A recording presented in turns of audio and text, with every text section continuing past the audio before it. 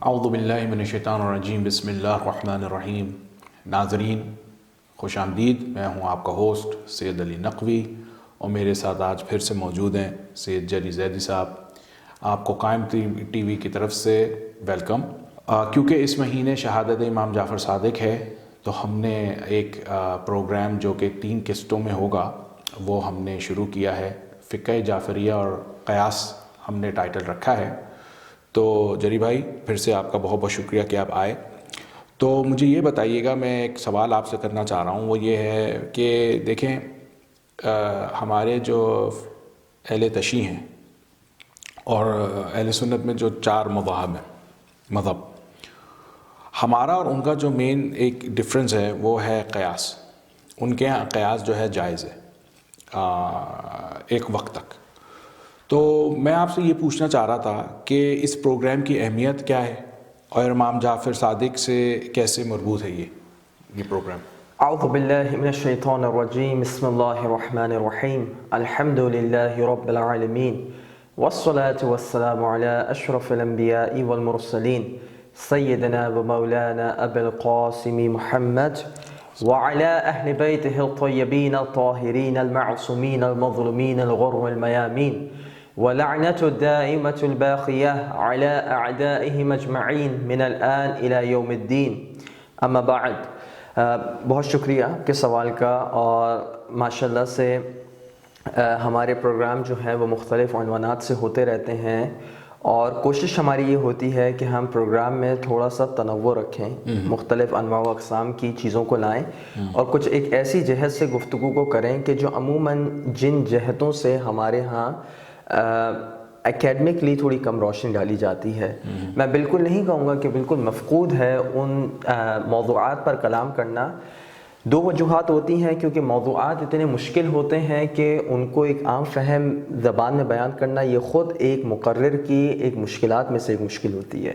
تو میں اس مشکل کا بالکل اعتراف کرتے ہوئے یہ پروگرام آپ لوگ کے سامنے کر رہا ہوں۔ مشکل ہے کہ کچھ عقول پہ یہ جو مطالب ہوں وہ تھوڑے سے دقیق اور مشکل گزریں، لیکن انشاءاللہ امید ہے کہ جتنا ہمارا پروگرام چلے گا تو اتنی بات جو ہے وہ سہل اور لوگوں کی توجہ کا باعث ہوگی۔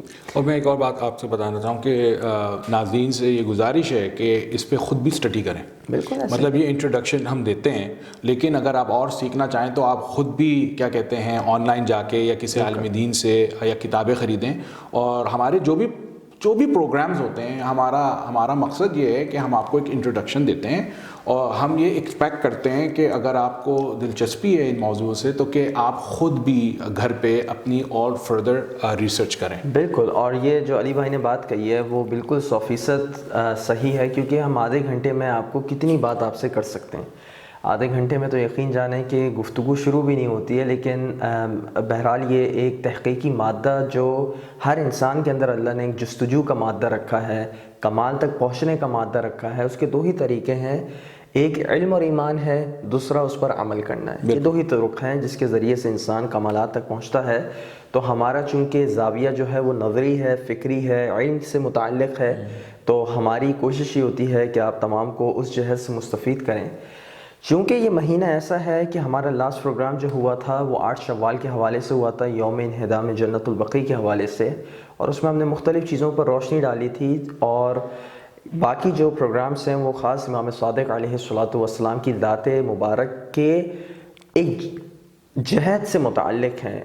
ان کی جو زندگی میں جو کافی ساری ہمیں پہلو ملتے ہیں، ان کے علم کے حوالے سے، جو علم عقیدہ کے حوالے سے انہوں نے محنت کی ہے، جو انہوں نے بہترین اصحاب تیار کیے ہیں، جو انہوں نے بہترین کاوشیں کی ہیں، بہت ساری طریقوں سے ان چیزوں کا معائنہ کیا جا سکتا ہے۔ بلکہ اگر آپ یہ دیکھیں کہ خود اصحاب امام صادق پر جب کتابیں لکھی گئی ہیں تو 3 بڑی جلدوں میں کتابوں کو لکھا جاتا ہے، کیونکہ اصحابی اتنے سارے ہیں، اور وہ اس علمی پائی کے اصحاب ہیں کہ ان کے انٹروڈکشن ہی میں 3 جلدیں درکار ہوتی ہیں۔ تو آپ سوچیں جس کے صرف متعلقین جو اس کے درس میں آنے والے حضرات ہیں، ان کے حالات بندی کے لیے ہمیں 3 جلدیں درکار ہوں، تو خود جو انہوں نے مطالب بیان کی ہوں تو کتنی مجلدات اس کے لیے ہمیں ضرورت ہوگی کہ ہم اس کا احاطہ کر سکیں۔ یاد رہے کہ خود فقہ جعفریہ جو ہے، میں عموماً زیادہ جو بہتر الفاظ سمجھتا ہوں اس کو فقہ اہل بیت کہنا چاہیے، کیونکہ جب ہم لوگ کے ہاں اقوال آتے ہیں، روایات آتی ہیں، تو تمام کے تمام ائمہ علیہم السلام اور اہل بیت علیہم السلام، رسول اللہ اور سیدہ زہرا کو اگر آپ اس میں ملا لیں تو 14 معصومین علیہم السلام کی جو بھی روایات آتی ہیں اور جو ہمارے نزدیک معتبر ثابت ہوتی ہیں مبانیات کے مطابق، تو ہماری کوشش یہ ہوتی ہے کہ اس پر عمل کیا جائے، اور اسی کے ذریعے سے ہمارے فقہا جو ہے وہ اپنی رولنگز کو یا جو احکامات آپ لوگ دیکھتے ہیں اس کو ڈیڈکٹ کرتے ہیں۔ تو ہمارے فقہ میں جو مبانی اجتہاد ہیں یا مبانی تفقہ ہے وہ 4 چیزوں پر مشتمل ہے۔ یعنی جب آپ کے سامنے ایک حکم دیا جاتا ہے کسی بھی چیز کا کہ فلاں چیز حلال ہے، فلاں چیز حرام ہے، فلاں چیز واجب ہے، مستحب ہے وغیرہ، تو اس میں جن چیزوں کا خیال رکھا جاتا ہے وہ 4 چیزوں کے ذریعے سے فقیہ ایک دلیل دیتا ہے۔ ان 4 چیزوں سے وہ باہر نہیں جا سکتا۔ اول یہ کہ اس کا مبنی جو ہو وہ قرآن ہو، یعنی قرآن کے ذریعے سے ہمارے پاس کوئی ایکسپلسٹ روایت ہو، کوئی بہت واضح طور پہ کوئی روایت ہمارے سامنے آئی ہو جس کے ذریعے سے ہم نے کوئی حکم دیا ہو، فقیہ نے کوئی حکم دو۔ دوسرا یہ ہے کہ اخبار اہل بیت رسالت مآب سے لے کے امام زمانہ تک جو بھی اشخاص علیہم السلام، جو بھی اشخاص ان میں آتے ہیں اور ان کا کوئی قول ہو جو مبانیات کے نزدیک جو ہے وہ قابل دلیل ہو اور حجت اس میں پائی جاتی ہو، تو اس سے استدلال کیا جاتا ہے۔ تیسرا جو ہے جو عموماً تشیع میں موجودہ فقہا اس کو استعمال کرتے ہیں وہ اجماع کو استعمال کرتا ہے، اور اجماع کی بھی حجیت فقط اس وقت تک ہے جب تک کہ وہ معصوم کے قول کو منکشف کرے۔ یعنی اگر معصوم کے قول کا انکشاف اس کے ذریعے سے نہیں ہو رہا بلکہ ایک ایسا اجماع ہے جو مخالفین نے اس کو جو ہے وہ نقل کیا ہے اور ہمارے جو اپنے امامی فقہ ہے اس میں اس کا اتفاق نہ ہو، تو وہ بھی ہمارے لیے حجت نہیں۔ مثال آپ کو دیتا ہوں، موزوں پر مسح کرنا۔ موزوں پر مسح کرنے کے حوالے سے اچھے خاصے جو علماء ہیں، تقریباً میں شبہ اجماع کہوں گا کہ ہمارے مخالفین میں پایا جاتا ہے کہ وہ موزوں کے مسح پر اجماع کے قائل ہیں، شبہ اجماع میں کہوں گا۔ بہرحال ان کا دعویٰ یہ ہے، لیکن آپ جب فقہ امامی میں آئیں گے تو وہ اس اجماع کو نہیں مانتے۔ کیوں؟ کیونکہ اس سے معصومین کے قول کا انکشاف نہیں ہوتا، جبکہ واضح طور پہ معصومین کے اقوال اس کے خلاف پائے جاتے ہیں۔ تو ہمارے ہاں خود جو بعض برادران ہیں ان کو یہ غلطی یہ لگتی ہے کہ وہ جب ان کو اجماع کہا جاتا ہے تو وہ کہتے ہیں کہ دیکھو اجماع تو ایسا ہے کہ معصومین کے قول کے خلاف آ رہا ہے۔ نہیں، ہرگز نہیں، اصل حجیت اخبار اہل بیت ہی کو ہے، ساتھ میں معصومین علیہم السلام کے قول کو منکشف کرنے کے لیے ایک اجماع کی دلیل یوز کی جائے۔ ایک اور ایگزامپل اگر اجازت دیں، آپ نے موزوں کا کیا، تو جیسے ہمارے جو اہل سنت برادرین ہیں ان کے یہاں آلموسٹ یہ ہے کہ سمندر کی ہر چیز آپ کھا سکتے ہیں۔ ہمارے تشیعوں میں یہ ہے کہ جو مچھلی جس میں چھلکا نہ ہو، ایک ایگزامپل اور ہو گئی ایسا ہی ہے۔ تو جیسا انہوں نے مثال دی تو اس قسم کی اور مثالیں دی جا سکتی ہیں کہ اجماع جو ہے وہ اس میں معصوم کا قول کا انکشاف ضروری ہے۔ چوتھی چیز ہماری عقل ہے، اور عقل بھی مجرد عقل نہیں کہ میری لاجک ہی کہتی ہے، یعنی ہمارے ہاں جو عقل کہی جاتی ہے میری لاجک ہی کہتی ہے، نہیں میری لاجک نہیں، کیونکہ یہی قیاس ہو جائے گی۔ بالکل یہی قیاس ہو جائے گا، کیونکہ عقل سے مراد یہ ہے کہ اہل عقل جو عقلاء ہوں وہ اس پر متفق ہوں، کسی بھی چیز پر اہل عقلاء کا اتفاق ہو کہ یہ چیز اس طریقے سے ہونی چاہیے، اس طریقے سے ہونی چاہیے، اس چیز کو جو ہے وہ عقل کو ہوتی ہے۔ مثال کے طور پہ ایک آسان سی مثال، آپ سے کہا جائے حج واجب ہے، حج کے لیے پاسپورٹ کو بنانا کس روایت سے ثابت ہے؟ ٹھیک ہے، تو اس کی دلیل کیا پاسپورٹ کی لی جاتی ہے؟ پاسپورٹ کی دلیل لی جاتی ہے کہ مقدمہ واجب بھی واجبات میں سے، یہ کیا عقلی قاعدہ ہے۔ جب یہ عقلی قاعدہ ہے تو اس عقلی قاعدے کو آپ استعمال کرتے ہوئے پاسپورٹ کو بنانا بھی واجب سمجھتے ہیں اگر آپ پر حج کی فرضیت ہو گئی ہو۔ یہ بہرحال مجھے تھوڑا سا انٹروڈکشن ضروری تھا۔ اہل سنت کے ابھی ان کے زعم کے مطابق قرآن، روایت رسول، خاص رسول کی روایات، آثار صحابہ، بعض آثار صحابہ کو بھی لیتے ہیں، تیسری بات ان کے اجماع ہے، اور چوتھی جو ان کا طریقہ استدلال ہے وہ قیاس ہے۔ یہاں تشیع اور تسنن میں اختلاف وارد ہو جاتا ہے کہ ہم لوگ کیا قیاس کو استعمال کر سکتے ہیں یا نہیں۔ دیکھیں ایک بہت میجر، اگر آپ نے ایک مبنی ہی کو باطل قرار دے دیا اور اس کے خلاف دلائل دیا آپ نے، تو اصلاً جو ان کی فقہ کا کافی سارا ماخذ ہے وہ باطل ہو جاتا ہے، اور اگر وہ مبنی ان کا صحیح ہے تو اچھا خاصا جو ان کا فقہ کے اخذ کرنے کا طریقہ وہ بھی صحیح ہوتا ہے، اور جو ہم قیاس کو استعمال نہیں کر رہے ہیں تو ہمارے ہاں جو فقدان ہے وہ بھی واضح ہوتا ہے۔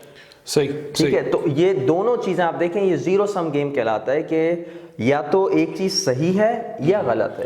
تو میں جو اگلا سوال کرنا چاہتا ہوں وہ پھر اس کو یا اچھا چلیں صحیح ہے بسم اللہ. لیکن ابھی جو یہاں پر ضروری ہے وہ یہ کہ ہم لوگ تھوڑا سا بس اس میں ایک ڈفرینشیٹ کر سکیں کہ یہاں پہ کیونکہ ایک شکایت ہمارے اہل علم حضرات کی طرف سے بھی ہوتی ہے کہ جب ہم فقہ جعفریہ کہتے ہیں تو یہ اتنی دقیق جو ہے وہ تعبیر نہیں, اور ان کی بات سے میں اتفاق کرتا ہوں کیونکہ علوم آل محمد کا جو انتشار امام صادق اور امام باقر علیہم السلام کے زمانے میں ہوا ہے وہ غیر مثالی ہے. اس وجہ سے جو ہے ایک حد تک انتساب جو ہے وہ فقہ جعفریہ کے عنوان سے کیا جاتا ہے, وإلا یہ فقہ اہل بیت ہے, تمام اہل بیت فقہ محمد ہے, یہی صحیح فقہ ہے, یہ رسول خدا کی. اب ہمارے جو احمدی برادران ہیں وہ اپنے آپ کو احمدی کہتے ہیں حالانکہ ہماری نظر سے نہیں ہے, وہ کہتے ہیں بھائی ہم احمد کے فالوور ہیں, لیکن اگر دیکھا جائے تو یہ جو فقہ ہے ہمارا یہ فقہ محمدی ہے, یہ رسول خدا صلی اللہ علیہ وآلہ وسلم کی وہ فقہ ہے جو وہ لے کے آئے. اور حقیقی معنوں میں اگر اہل سنہ ہیں, اس معنوں میں جو سنت سے متمسک ہیں, تو وہ صرف اور صرف اہل بیت کے ماننے والے ہیں. بالکل بالکل بالکل بالکل. تو چلیں میں آپ کو دوسرا سوال جو ہے میں آپ سے پوچھتا ہوں, اور وہ سوال یہ ہے کہ قیاس سے مراد آپ کی کیا ہے؟ قیاس منطقی اور قیاس فقہی میں آپ مجھے یہ بتائیے گا کہ فرق کیا ہے؟ بالکل, یہ بہت اچھا سوال ہے کیونکہ قیاس منطقی ہمارے جو اہل علم حضرات ہیں, اور میں بار بار میں آپ سے معافی کی درخواست کرتا ہوں کیونکہ تھوڑی سی اس میں دقیق مطالب آئیں گے. قیاس منطقی اس کو کہتے ہیں کہ جب آپ نتائج کو اس میں رکھیں گے تو جو نتیجہ اس سے برآمد ہوگا وہ 100% یقینی ہوگا. قیاس منطقی جیسے کیا ہوگا کہ تمام کی تمام جو عالم ہے, جو بڑی کلاسیکل مثال ہے, یہ متغیر ہے. یہ پہلا آپ کا آرگومنٹ ہو گیا جس کو صغرا آپ نے کہا. اور ہر وہ چیز جو متغیر ہے وہ حادث ہے, یعنی فنا ہونے والی ہے. یہ دوسرا آرگومنٹ ہو گیا. اس کا نتیجہ قیاسی کیا نکلا ہے؟ یہ جو عالم جو آپ دیکھ رہے ہیں, دنیا جو دیکھ رہے ہیں, یہ بھی حادث ہے, یعنی یہ بھی متغیر ہے. اور یہ جب چونکہ متغیر ہے تو یہ بھی حادث ہے, یہ بھی فنا ہونے جانے والی ہے. یہ قیاس منطقی ہے. قیاس منطقی کا جو نتیجہ ہوتا ہے وہ 100% یقینی ہوتا ہے اگر اس میں جو مادہ استدلال ہو وہ 100% یقینی ہو. جو ہم نے مادہ استدلال ابھی استعمال کیا ہے یہ 100% یقینی ہے. ایک ایگزامپل دے سکتے ہیں کیا؟ بالکل. تو ایگزامپل ہم لوگ یہ دے سکتے ہیں کہ امیر المؤمنین علیہ الصلوۃ والسلام اہل بیت میں سے ہیں. یہ ایک آپ نے فرسٹ آرگومنٹ لیا. اور اہل بیت میں موجود ہر فرد معصوم ہے. صحیح. ٹھیک ہے. یہ دوسرا آپ نے لیا. دونوں یقینی ہیں.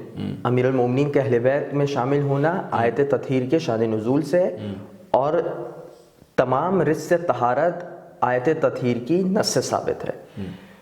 نتیجہ میں نے یہ کہا کہ امیر المؤمنین معصوم ہیں اور ہر نجاست سے دور ہیں. یہ جو نتیجہ نکلا یہ قیاس منطقی ہے. ٹھیک ہے. قیاس فقہی جو ہے وہ منطق میں تمثیل کے معنوں میں یوز ہوتا ہے. ٹھیک ہے. اس کا مطلب یہ ہوتا ہے کہ میں آپ کو ایک بڑی کلاسیکل مثال دیتا ہوں کہ سونے اور چاندنی پر زکوٰۃ ہے. اب ہمیں اس کی وجہ نہیں معلوم کہ کیوں ہے زکوٰۃ, یعنی اہل بیت نے وجہ نہیں بتائی کہ اس پر زکوٰۃ کیوں ہے. انہوں نے صرف ایک بات کہی کہ سونے اور چاندنی اور بھیڑوں کا اتنا آپ کے پاس غلہ ہو جائے, کشمش کا اتنا غلہ ہو جائے, اس پر زکوٰۃ دینی ہے. آپ نے اس سے ایک علت لی کہ بھائی اس کی علت یہ ہے کہ چونکہ انسان کے پاس جو ہے سونے اور چاندنی اس زمانے میں کرنسی تھی, تو اس زمانے میں بھی جو بھی کرنسی استعمال ہوگی اس پر جو ہے زکوٰۃ دینا ضروری ہے. آپ نے ایک علت اپنی طرف سے لی اور اس کو ہر کرنسی پہ لگا دیا. تو اب جو بھی کسی کے پاس نوٹ آ رہے ہیں, تو اگر اس کے پاس 100 روپے بھی بن رہے ہیں یا 150 روپے بن رہے ہیں یا 2000, 2500, 2 لاکھ, 3 لاکھ, جتنے بھی اس کے پاس پیسہ بن رہا ہے, چونکہ نوٹوں پر بھی آپ نے زکوٰۃ کس طریقے سے قیاس کر لی, سونے اور چاندنی پر زکوٰۃ ہونے کی وجہ سے آپ نے وہاں سے ایک علت لی.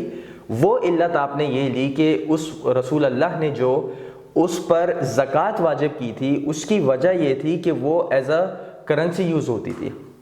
ہمارا سوال یہ ہوگا کہ یہ جو آپ نے علت لی ہے جس کی وجہ سے آپ نے دوسری چیزوں پر زکوٰۃ کو واجب کیا ہے, کیا یہ رسول اللہ سے منقول ہے؟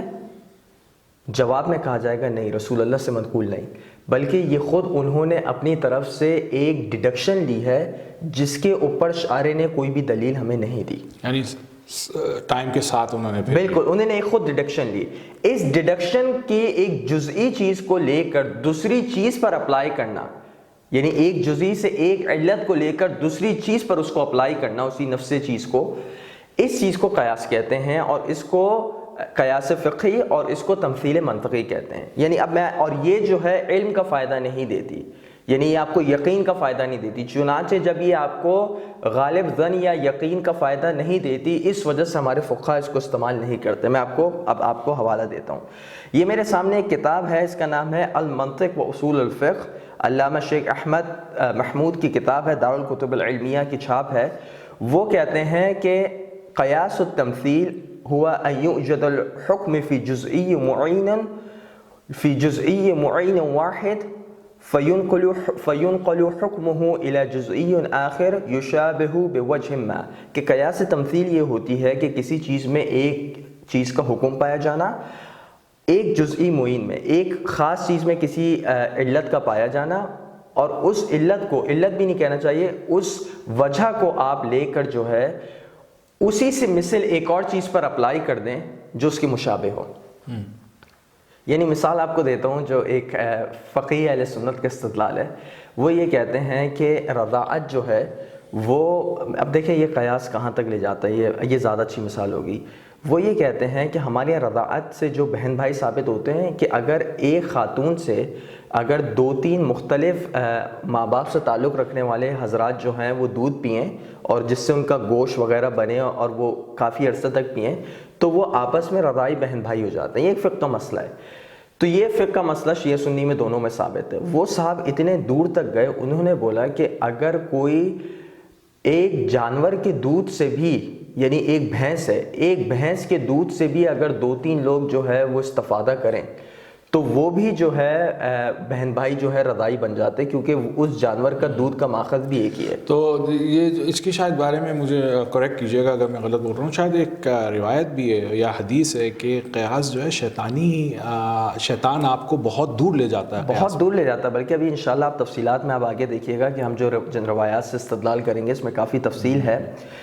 اور اس کے بعد جو ہے ابھی انشاءاللہ قبلہ کی بات میں تھوڑی تشنگی ہے، آپ تھوڑا سا انتظار کیجئے، اس پر اور چیزیں آئیں گی۔ اور یہی بات ابن تیمیہ نے اپنی مجموع الفتاوی میں بھی لکھی ہے، اسی کتاب میں جو ہے وہ موجود ہے۔ آخر میں جو مؤلف ہے وہ لکھتے ہیں وَالتَّمْثِيلُ هُوَ الْقِيَاسُ الْفِقْهِي الْمَعْرُوفُ بِأَنَّهُ الْأَصْلُ الرَّابِعُ مِنْ أُصُولِ التَّشْرِيعِ بِالْإِضَافَةِ إِلَى الْكِتَابِ وَالسُّنَّةِ وَالْإِجْمَاعِ، کہ قیاس جو ہے، جو قیاس فقہی ہے، وہ دراصل تمثیل منطقی ہے جو قرآن، سنت اور اجماع کے ساتھ استعمال ہوتی ہے۔ اب دوسری کتاب جو ہے وہ تیسیر المنطق ہے، یہ مدارس میں، اہل سنت کے مدارس میں پڑھائی جانے والی بنیادی کتاب ہے، علامہ عبداللہ گنگوہی کی کتاب ہے۔ اس کے صفحہ نمبر 46 میں کہتے ہیں کہ تمثیل سے بھی یقین کا فائدہ حاصل نہیں ہوتا، اس لیے کہ جو مقیس علیہ کی علت ہم نے نکالی ہے، جو علت ہم نے نکالی ہے، جو بھی فقی نکال رہا ہے، ممکن ہو کہ وہ اس حکم کی علت ہی نہ ہو۔ یعنی ہم نے اپنی طرف سے ایک علت ایک چیز کی نکال لی کہ رسول نے فلاں چیز کو اس وجہ سے واجب کیا، اور ہم نے ہر اس چیز پر اس چیز کو اپلائی کر لیا جو رسول نے منسوس نہیں کہی تھی۔ وہ علت جو میں نے نکالی ہے، کیا واقعتاً وہ علت فی نفس، یعنی نفس سے واقع میں کیا وہ علت ہے یا نہیں ہے؟ اگر وہ علت نہیں ہے اور میں دیگر چیزوں پر اپلائی کر رہا ہوں تو میں اپنی طرف سے کسی چیز کو حلال، حرام، واجب قرار دے رہا ہوں جس کو شریعت نے واجب قرار یا حرام قرار نہیں دیا ہے۔ یہاں پر بھی مؤلف جو ہیں وہ اس چیز کو لکھ رہے ہیں کہ جو میں علت نکال رہا ہوں ضروری نہیں کہ وہ علت اصلاً موجود بھی ہو، ٹھیک ہے؟ اس وجہ سے چونکہ یہ یقین کا فائدہ نہیں دیتی، ایک غالب ظن تک کا فائدہ نہیں دیتی یہ قیاس کی چیز، اس وجہ سے ہمارے فقہا جو ہیں اس کو کبھی بھی استعمال میں نہیں لاتے۔ بہت بہت شکریہ آپ کا۔ ناظرین، اب ایک بریک کا وقت آ چکا ہے، ہم انشاءاللہ پھر واپس آپ کے سامنے حاضر ہوتے ہیں۔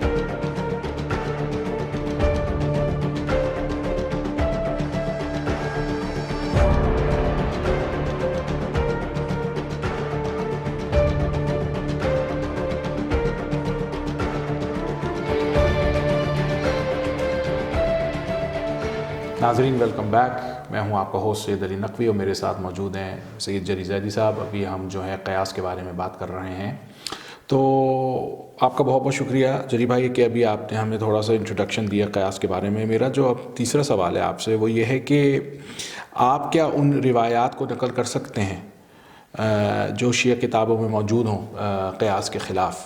بالکل، اس میں ہم جو ہیں وہ جو ہماری پرائمری سورس ہے الکافی، اس سے ہم استدلال کریں گے اور مختلف روایات کو نقل کریں گے۔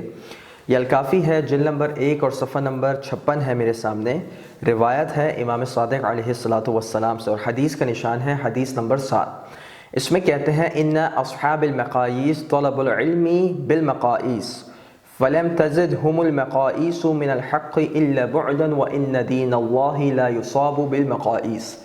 کہتے ہیں کہ جو قیاس کرنے والے ہیں وہ دین کی معلومات جو ہیں وہ قیاس کے ذریعے سے لیتے ہیں، اور قیاس جو ہے وہ حق سے بالکل قریب نہیں کرتا بلکہ اور دور کرتا ہے۔ یعنی آپ منزل پر جا رہے ہوتے ہیں، آپ سمجھ رہے ہوتے ہیں کہ آپ منزل کی طرف ہیں، بلکہ آپ منزل سے اور دور ہوتے چلے جا رہے ہوتے ہیں جب قیاس کو استعمال کرتے ہیں۔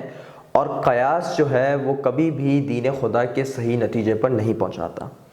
دوسری روایت جو ہے جو 14 نمبر جس کا عنوان ہے اور الکافی جلد نمبر 1 اور صفحہ نمبر 57 پر ہے، روایت ہے امام صادق علیہ الصلاۃ والسلام سے پھر سے کہ واللہ علم ابن شبرم عند الجامع املاء رسول اللہ وخط علی بیدہ ان الجامع لم تدع لأحد کلاما فیها علم حلال والحرام ان اصحاب القیاس طلب العلم بالقیاس فلم يزداد من الحق الا بعدا ان دین اللہ لا يصاب بالقیاس۔ وہی بات امام صادق نے ادھر بھی کہی کہ دین حق کا جو صحیح نتیجہ ہے وہ قیاس سے حاصل نہیں ہوتا، بلکہ قیاس آپ کو منزل سے اور دور کرتا رہتا ہے۔ تیسری روایت جو 15 نمبر نشان ہے، امام صادق سے ابان بن تغلب نقل کرتے ہیں کہ ان سنت لا تقاس، کہ سنت جو ہے اس میں قیاس نہیں کیا جا سکتا، اس سے قیاس نہیں ہو سکتا۔ لا ترى ان امرأة تقضي صومها ولا تقضي صلاتها یا ابان ان السنت اذا قیست محق الدین۔ روایت یہ ہے کہ امام ایک مثال ادھر دیتے ہیں، مثال یہ دیتے ہیں کہ سنت سے جو ہے وہ اگر آپ قیاس کریں گے اس سے نقصانات کیا وارد ہوتے ہیں کہ کیا اے ابان تم نہیں دیکھتے کہ جب خاتون کچھ ایام سے گزر رہی ہوتی ہیں تو ان کو اپنی نمازوں کی قضا نہیں کرنی ہوتی، لیکن وہی خاتون جب ماہ رمضان کریم میں جو ہے ان ایام سے گزریں تو انہیں ان روزوں کی قضا کرنا ضروری ہو جاتی ہے۔ تو اگر ہم قیاس سے چلتے تو دونوں چیزوں کی یا تو قضا ضروری ہوتی یا دونوں چیزوں سے خداوند متعال جو ہے ہمیں نجات دے دیتا۔ ہمیشہ ایک کانٹیکسٹ ہے، ہمیشہ ایک کرائٹیریا ہے، ہمیشہ ایک کرائٹیریا۔ دیکھیں قیاس کا کرائٹیریا آپ کو اپلائی کرنا پڑتا ریگولرلی، لیکن یہاں پہ وہ بات نہیں ہوتی۔ اسی طریقے سے روایت جو ہے وہ امام کاظم علیہ الصلاۃ والسلام سے کی گئی کہ سألت، راوی کہتا ہے ابا الحسن موسیٰ عن القیاس فقال ما لكم والقیاس ان اللہ لا يسأل کیف احل وکیف حرم، کہ اللہ تعالیٰ جو ہے وہ آپ سے سوال نہیں کرے گا کہ اس نے فلاں چیز کیوں حلال کری اور فلاں چیز کیوں حرام کری، اور تمہیں کیا ہو گیا ہے کہ تم قیاس کا استعمال کر رہے ہو یا قیاس کے استعمال کرنے کے حوالے سے پوچھ رہے ہو۔ صفحہ نمبر 58 ہے اور اس میں حدیث کا نشان 18 ہے، اور یہ روایت جو ہے وہ امام صادق سے ہے۔ روایت یہ ہے کہ ان ابلیس قاس نفسه بآدم فقال خلقتني من نار وخلقته من طين ولو قاس الجوهر الذي خلق الله منه آدم بالنار كان ذلك أكثر نورا وضياء من النار، کہ امام کہتے ہیں کہ ابلیس کی بھی غلطی یہ تھی کہ اس نے قیاس سے کام لیا۔ اس نے جناب آدم کے مقابلے میں بولا کہ اے خدا تو نے مجھے جو ہے وہ آگ سے خلق کیا ہے اور جناب آدم کو مٹی سے کیا۔ امام کہتے ہیں کہ اگر اس کو قیاس کرنا ہی تھا تو اس جوہر سے کرتے جس کے ذریعے سے اللہ تعالیٰ نے آدم کو خلق کیا، اور وہ جوہر جو ہے وہ اپنے روشنی میں اور اپنے نور میں آنکھ سے بہت بڑھ کر تھا جس کے ذریعے سے اللہ تعالیٰ نے جناب آدم کو خلق کیا۔ یعنی جو معیار تھا وہ علم کو رکھا تھا اس وقت بھی، اور وہ جو جوہر تھا جس کے ذریعے سے آدم کی خلقت ہوئی ہے، خداوند متعال نے کی ہے علیہ الصلاۃ والسلام، جناب آدم نبی اللہ کی، وہ بہت بہتر تھا اس سے جس سے شیطان کی ہوئی تھی. لیکن شیطان کے ذہن میں کیا تھا کہ اس نے صرف اور صرف مٹی کو دیکھا اور اپنا قیاس کیا چونکہ وہ آگ سے خلق ہوا تھا. یہاں پر بھی ایک طریقہ کار بتایا گیا, دو مختلف زاویوں کو بتایا گیا کہ ایک زاویہ فکر کیا تھا اور دوسرے زاویہ فکر کیا تھا. اور آخری روایت جو ہے وہ خود جو ہے وہ امام صادق کا ایک مباحثہ ہے جو ابو حنیفہ سے ہے. وہ یہ ہے کہ دخل ابو حنیفہ علی ابی عبداللہ, وہی روایت الکافی صفحہ نمبر 58 پہ جلد نمبر 1, فقال له یا ابا حنیفہ بلغنی انک تقیس, قال نعم, قال لا تقیس فإن اول من قاس ابلیس حين قال خلقتني من نار وخلقته من طين فقاس ما بين النار والطين ولو قاس نوريه آدم بنورية النار عرف فضل ما بين النورين وصفاء أحدهما على الآخر. وہی بات امام کہتے ہیں کہ اے ابو حنیفہ قیاس سے کام مت لو, کیونکہ سب سے پہلے جس نے قیاس کیا تھا وہ ابلیس تھا, اور ابلیس نے جب قیاس کیا تو کہا کہ اے خدا تو نے مجھے آگ سے خلق کیا جبکہ آدم کو تو نے مٹی سے خلق کیا. اور اگر وہ اس نورانیت آدم کی طرف متوجہ ہوتا اور نورانیت آدم کے ذریعے سے قیاس کرتا تو اس کو سمجھ آ جاتا ہے کہ نورانیت آدم کی جو روشنی ہے وہ آنکھ کی روشنی سے 100 گنا, اور مطلب یہ تو میرے اپنے الفاظ میں 100 گنا بہتر ہے, بلکہ بہت بہتر ہے اگر وہ ان دونوں کا قیاس کرتا. تو شیطان نے بھی ایک غلط چیز کو لے کر قیاس کیا جبکہ وہ چیز قیاس کرنے والی تھی ہی نہیں. یعنی آپ دیکھ رہے ہیں, تو اس وجہ سے ہمیں پتہ چلتا ہے کہ ہمیں حد درجہ جو ہے وہ اس چیز سے اپنے آپ کو بچانا چاہیے. اسی طریقے سے یہ الاعمالی ہے شیخ المفید کی, اور الاعمالی شیخ المفید میں بھی امام صادق کی جو روایت ہے وہ کہتے ہیں لعن اللہ اصحاب القیاس فإنهم غيروا كلام الله وسنة رسوله واتهم الصادقين في دين الله عز وجل. کہتے ہیں کہ اللہ کی لعنت ہو اصحاب قیاس پہ. کیوں لعنت ہو یا امام؟ امام کہتے ہیں کیونکہ انہوں نے اللہ تعالیٰ کے کلام کو متغیر کیا, اس کی میں تحریف کی یعنی معنوی عنوان سے, اور رسول کی سنت کی تحریف کی, اس میں تغیر کیا, اور جو صادقین تھے یعنی جو ائمہ علیہم السلام تھے ان کو متہم کیا. یعنی متہم سے مراد یہ ہے کہ ان کو الزام دیا کہ یہ دین کی خدمت کرنے والے نہیں ہیں. اسی طریقے سے ہمارے سامنے ایک روایت جو ہے وہ اختیار معرفت الرجال شیخ کشی کی ہے, یہ کتاب, اور اس میں جو اس کو اختیار کیا ہے جس میں سے روایات کو اخذ کیا ہے شیخ طوسی نے کیا ہے. یہ جلد نمبر 2 ہے اور اس کے صفحہ نمبر 429 اور 430 ہے, اور روایت کا نشان 321 ہے. اور یہ روایت جو ہے یہ مناظرہ ہے کس کے درمیان ہے؟ مومن الطاق کے درمیان ہے اور ایک اور صاحب کے درمیان ہے.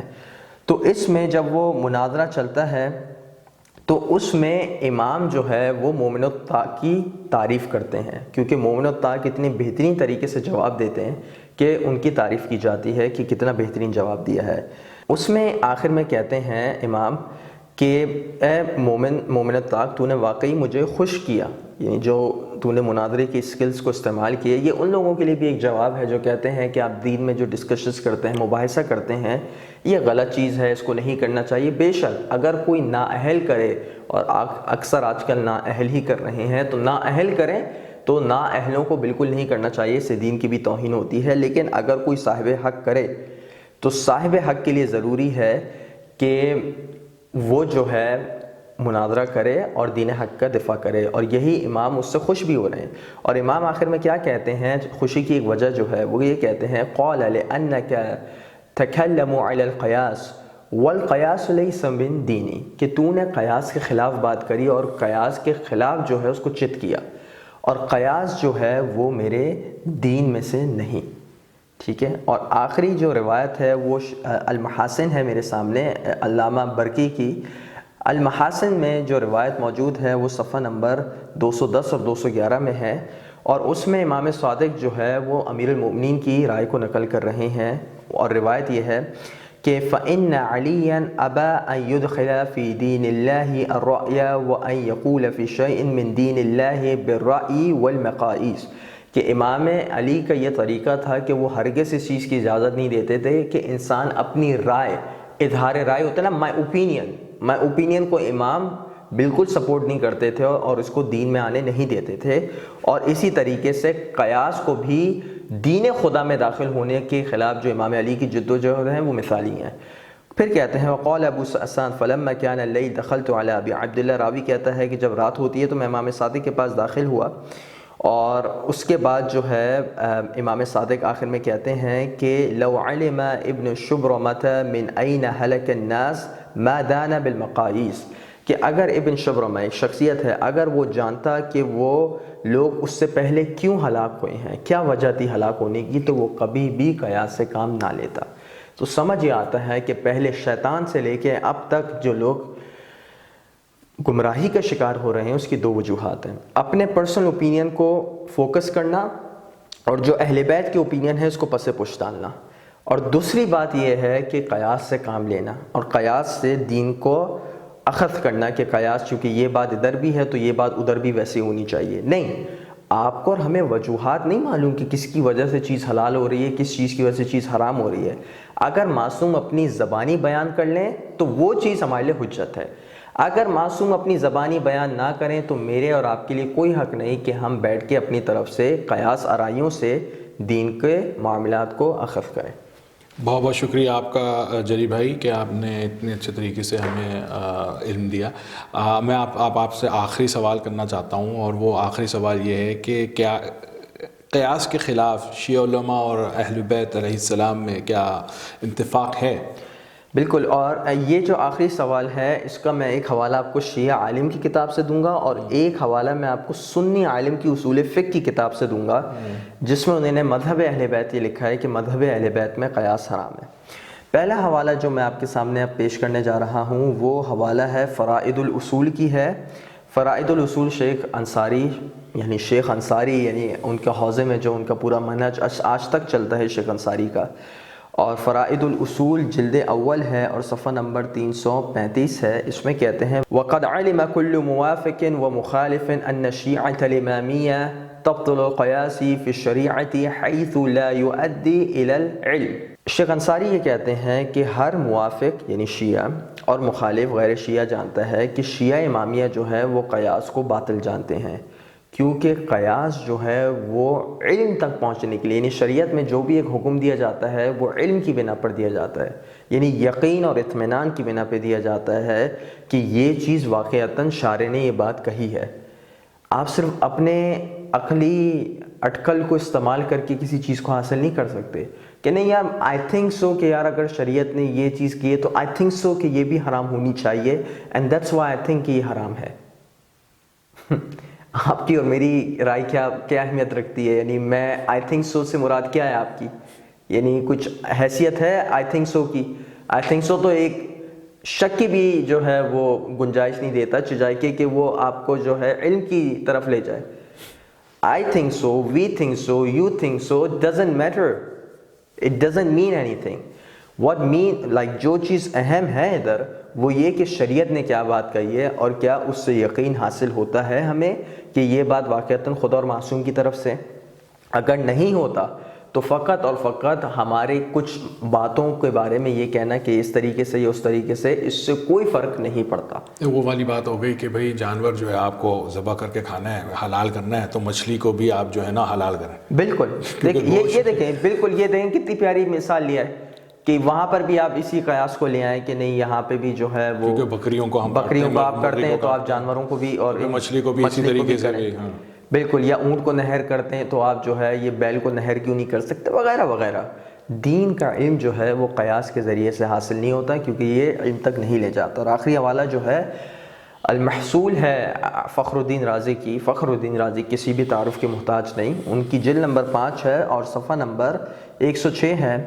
کہتے ہیں فَكَذَا نَعْلَمُ بِالضَّرُورَةِ، بالضرورہ ہم یہ بات جانتے ہیں کہ ان مذہب اہل البیت، بالضرورہ یعنی ہمارے پاس دلائل قطعی ہیں اس بارے میں کہ ان مذہب اہل البیت، مذہب اہل البیت کالصادق والباقر انکار القیاس، کیا ہے کہ مذہب اہل بیت یہ ہے کہ قیاس جو ہے اس کا انکار کیا جائے۔ بہت بہت تو شکریہ. یہاں پر جو ہے ہمارا ایک نتیجہ برآمد ہوتا ہے، وہ یہ کہ قیاس جو ہے یا رائے جو ہے یا اپنی رائے دہی جو ہے، یہ جو ہے فقہ جعفر صادق اور فقہ امامیہ اور فقہ اہل البیت اور فقہ محمدیہ علیہم السلام جو ہے وہ اس کے بالکل مخالف ہے، اور ہمیں اس سے حد درجے احتذار کی ضرورت ہے. بہت بہت شکریہ. یہ ایک شیطانی آپ کے اندر وہ جو ہے وسوسہ ڈالتا ہے شیطان، تو پھر آپ قیاس کرتے ہیں. ناظرین آپ کا بہت بہت شکریہ. اس پروگرام کا جو اگلی قسط آئے گی اگلے ہفتے، اس کو ضرور دیکھیے گا.